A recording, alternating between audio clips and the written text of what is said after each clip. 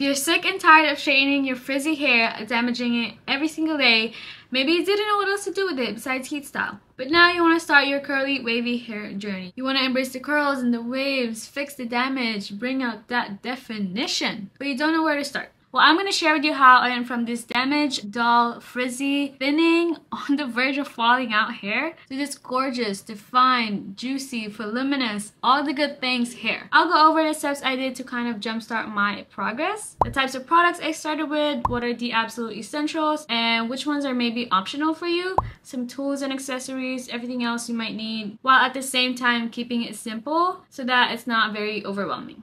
This is gonna be like a curly wavy hair journey starter pack kind of video, so if you want to learn, then keep watching.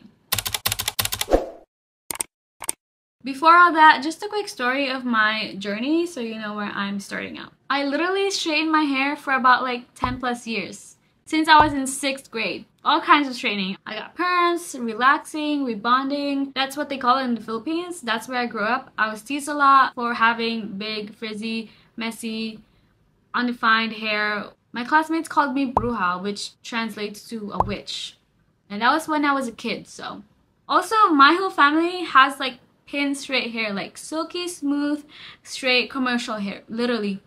So I was like, what the heck am I supposed to do? I have cousins with curly wavy hair too, but they all just straighten it, so I mean that's what I did. Now fast forward to 2020, lockdown started. I wasn't going anywhere. I didn't feel the need to, you know, look put together, so I didn't even do anything with my hair. And then one day I was just like, maybe I should start taking care of it. And also because I knew of people rocking their curls and their waves, but I was always like, damn, that looks so good on them, but no way my hair can look like that.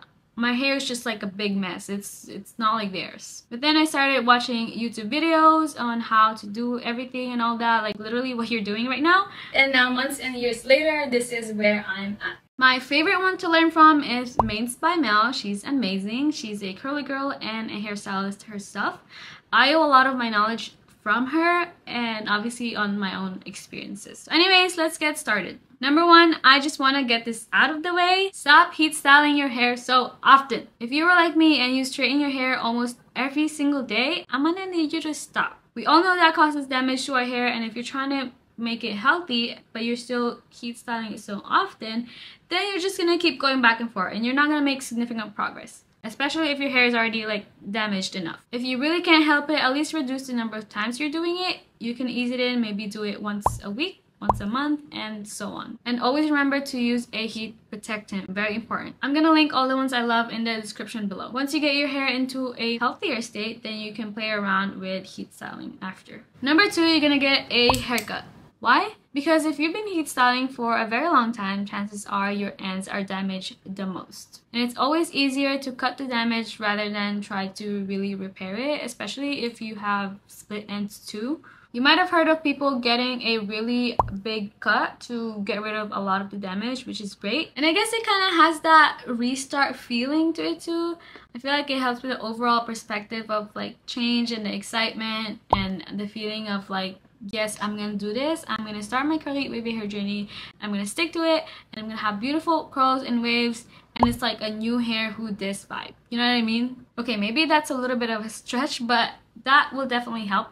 But I didn't do that. I cut my hair slowly just because I didn't want short hair at the time. I got haircuts every 3 or 4 months, maybe like 2 inches or so every time I go, until every hair that I ever heat styled is gone. So you can do that as well. Number 3, well, you're gonna learn how to style your natural hair texture, wavy or curly. And when you're just starting out, I think the most important thing to do out of anything is to keep it simple, really. Boil it down to the essentials, because I know everything is already so complicated as it is. It's better to start simple than to overwhelm yourself with so many options out there and then you end up just stopping altogether. What I would recommend is choosing 2 products to style. One is a conditioning product and a hold product. Conditioning product is what, you know, conditions the hair, moisturizes it, makes it soft like a leave-in or a cream. And a hold product is what, you know, gives hold on the curls and the waves to make sure they are long lasting. Like a gel or some mousses also have hold. I talked about this in my previous video, which I'm gonna link here if you want to watch it after this one. I think this is the backbone to any styling routine really, and everything else we use or we add are just additional stuff, which is not bad, but like I said, I'm trying to keep it simple here. If you have a little bit more money to spend, I would highly recommend using an oil as well. I always use an oil at the end of my routine when my hair fully dries. It just softens the crunch that sometimes gels gives and also seals the hair and prevents frizz. If you want to know what my favorite products are, they're all listed by category in my Shop My. But if you want me to make a separate video talking all about my favorite products, not just for styling, but for shampoos, conditioners, treatments, all that, let me know in the comments and I can get that out for you. But just remember that just because it worked for me doesn't mean it's gonna work for you too. Because obviously we all have different hair and there's a lot of factors that affects a product working for you or not. If you want to know how I style specifically, how I use the products, step-by-step tutorial, like I said, I posted a video last week that shows you my whole routine from start to finish. So if you need help with that, definitely check that one out. And speaking of how, I just want to emphasize that the first time you use these products and try to style your hair, it's not going to magically be perfect, okay? I want you to really manage your expectations here. It really takes some practice and trial and error to even know what actually works for your own hair. I mean, just imagine the first time you ever picked up a straightener or a curler. It probably took you a while or a few times to actually figure out how to work it on your hair.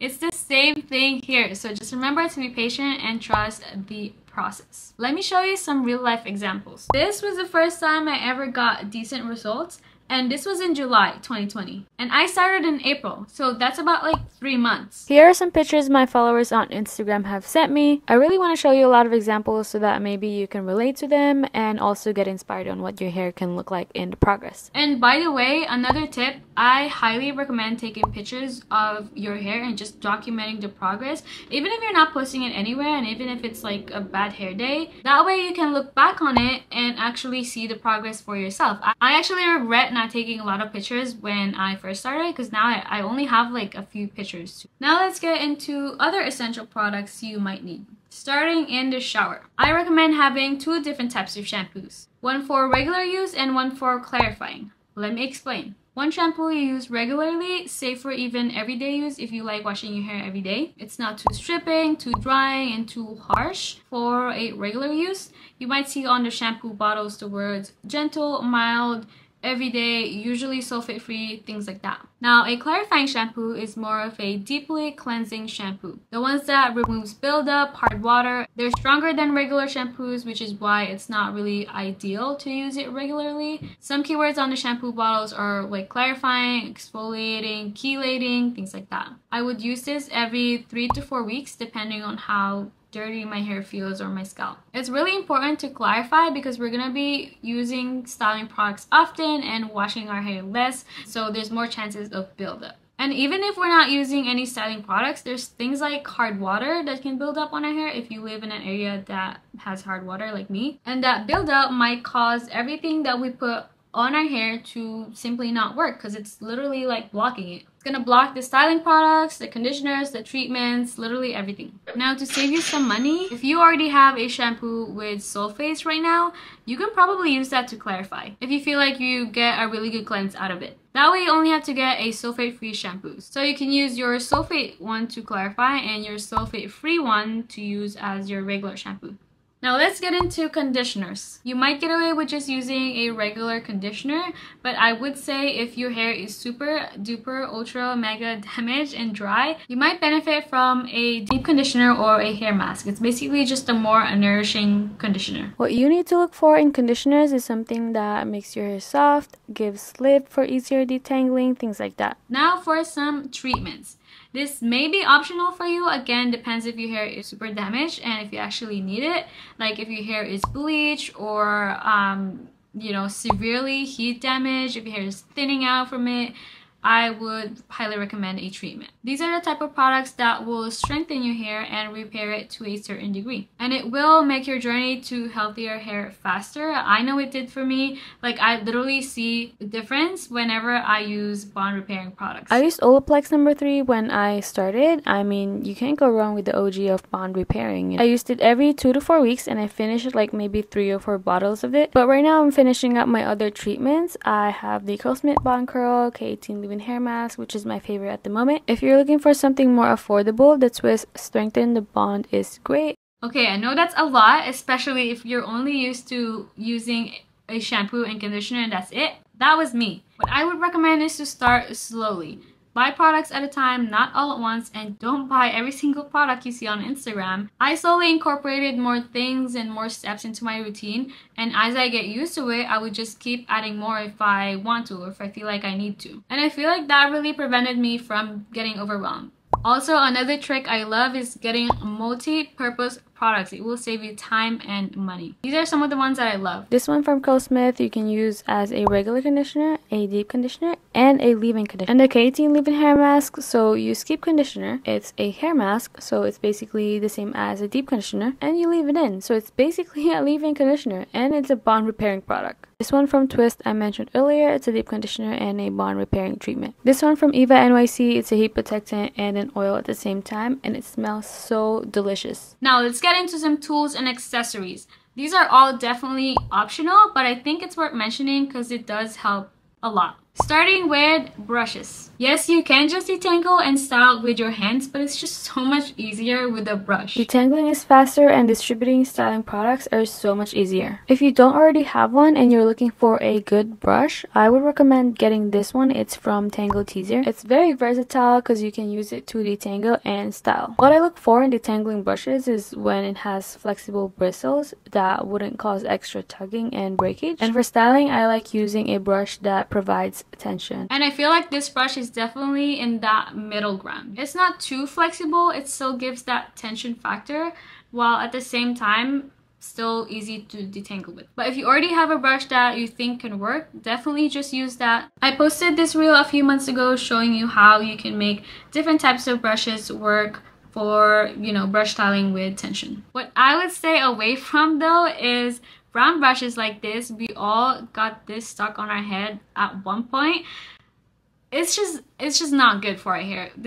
Just don't even try. With wide tooth combs, you can probably use this to detangle, but I wouldn't recommend it for styling. Now for drying your hair. You can absolutely just air dry, but if you're like me and your hair takes freaking forever to dry, diffusing is such a game changer and it makes a huge difference on the result. If you want to learn more about the difference between the two, I recommend checking this post on my Instagram. I broke down all the pros and cons of air drying and diffusing. I also posted a diffusing tutorial and an air drying tutorial before and some other things. You can find everything on this guide right here. Quick tip, if you want to try diffusing and you already have a blow dryer, there are universal diffuser head attachments you can get separately, and then you can just literally attach it to your blow dryer. Just make sure they'll work for your blow dryer because I know there's like measurements to it, so just look at the reviews. Now another thing, I get this question a lot: how do you sleep with your hair to maintain that curly wavy hair definition and avoid frizz? So I'm gonna show a quick video on how I do that. First I grab a satin scrunchie and I just tie my hair up really high, like the highest I can tie it. Tie my hair once or twice, but very loosely. Sometimes I just sleep like this, but if I'm feeling, you know, extra, I sleep with my satin bonnet. Oh, why satin? It's because it prevents frizz from happening because it's like super soft, and bonnet secures the hair from, you know, you moving around and stuff like that. So yeah, this is how I sleep most of the time. But if I'm gonna wash it anyways, like yesterday, I didn't even bother. Now one last thing I promise, microfiber towels. Regular towels are usually too rough and will cause major frizz on the hair because of that friction. And especially if you rub your hair so aggressively with a towel. I used to do that so much and then I wonder why is my hair frizzing. So instead of doing that, I use a microfiber towel, or you can also just use any cotton t-shirt, and just gently squeeze the water out of my hair instead of rubbing and shaking. I mean, that alone already makes such a difference in avoiding frizz because you're literally creating frizz when you're rubbing and you're shaking your hair with a rough towel. So just stop. Actually, another last quick thing. Probably already know this, but in case you didn't, don't brush your hair while it's dry. Only brush your hair while it's wet. Brushing your hair dry just separates all the curls and the wave clumps together, which will make it frizzy and undefined. So just in case you didn't know, because I didn't know. Okay, I know that's a lot, but let's just summarize it real quick. Here's a quick list you can refer to. Take a screenshot so you can refer to it later. I know it looks a lot, but remember there are multi-purpose products and some of it is optional. So yeah, that is all. Don't forget to like and subscribe if you find this video helpful. If you have any questions about anything, leave them down on the comments below and I'll reply as best as I can. Good luck with your journey and just have fun. They call it a journey for a reason. And remember to keep it simple so that you don't get overwhelmed. I know you can do it because I was able to, and I thought I had the worst hair in the world. So now that you kind of have a starter pack on your curly wavy hair journey, if you need help on actually styling your hair, watch this video next. I went over my whole routine from washing, styling, and drying. So yeah, check this video out next.